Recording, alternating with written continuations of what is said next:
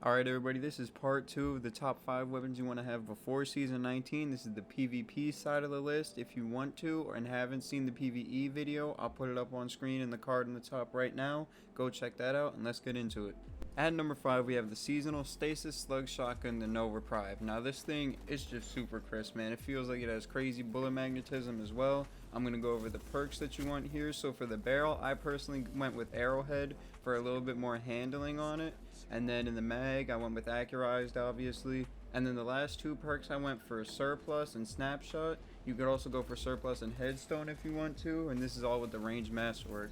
Now the way you get this is by doing any of the seasonal activities to get your red borders. Obviously it's craftable, and this thing, it just ranges people. It's got that slug range, you know. As long as you can hit a headshot, this thing's definitely going to be worth it for you. It can just outmap pretty much any pellet shotgun that's out there, of course, and can even outrange some slug shotguns. So if you haven't already, get your red border for this and give it a try. It's definitely worth it. At number 4 is going to be the Void Pulse Rifle coming from Gambit. It is called the Yesteryear. Now this thing, it's an adaptive frame, but the special thing about it is it can get the combo of Outlaw and Desperado. It's the only adaptive that can get Desperado. And although Desperado has been nerfed, this thing goes stupid hard with it. If you don't have a roll with Desperado already, try to get one. Even though you do have to play Gambit, trust me, it will be worth it. Now the full roll you want on this, I go for small bore for a little bit more stability and range, obviously. Ricochet rounds for even more stability and range, and then obviously Outlaw and Desperado with a range masterwork, and then the Soros Synergy Origin trait, so you get that extra aim assist every time you reload. And yeah, this thing just tears people up. Even though adaptives aren't the best right now, when you combo that with Desperado, it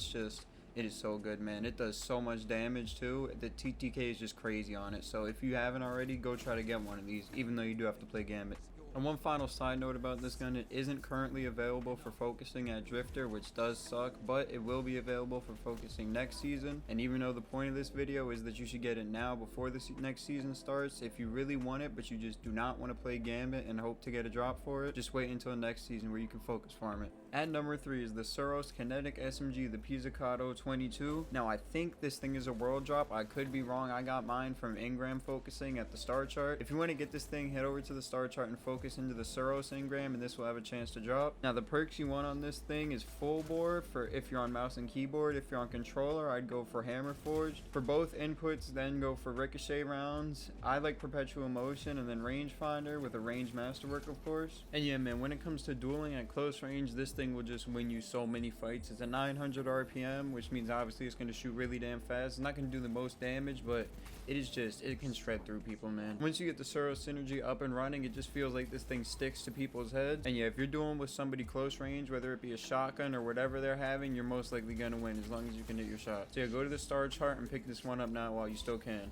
And a quick little side note about this weapon, it is one of the 2 adaptives in the game that are non-sunset. And adaptives did get nerfed recently as compared to lightweights, where lightweights have the 20+ mobility bonus, and now they both do the same amount of damage, so just take that into consideration when you're farming for this. At number 2 is going to be the Kinetic Iron Banner Sidearm, the Allied Demand. Now this thing overall is just one of the best feeling sidearms that there is out there, and I think it has the highest range out of all of them as well. So the roll you're going to want to go for, I went for full bore, accurized, rangefinder, and then multi-kill clip over Iron Reach with a range masterwork. Now the reason I go for multi-kill clip over Iron Reach is because Iron Reach only gives you a few, like maybe a meter and a half of more of range, which isn't worth it when you compare it to the stability fall off that it gives you. And this sidearm with multi-kill clip absolutely can just shred through people. It does so much damn damage, and the TTK is crazy now that sidearms can hit headshots. But yeah, with sidearms being able to hit headshots now with the recent buff, combine that with multi-kill clip, this thing is just insane. And yeah, that's why I go multi-kill clip over an Iron Reach. But if you want Iron Reach for that little extra range, you can go for that too. Either way, this is a solid gun with a bunch of good rolls. And one little side note, if you didn't manage to get one when Iron Banner was around, you can look in your vault to see if you have one of the Keening sidearms. It's the same archetype, and although it doesn't have the best perks as compared to this, it's something to get sort of the feel of the Allied Demand. So check for your vault if you didn't get one from Iron Banner.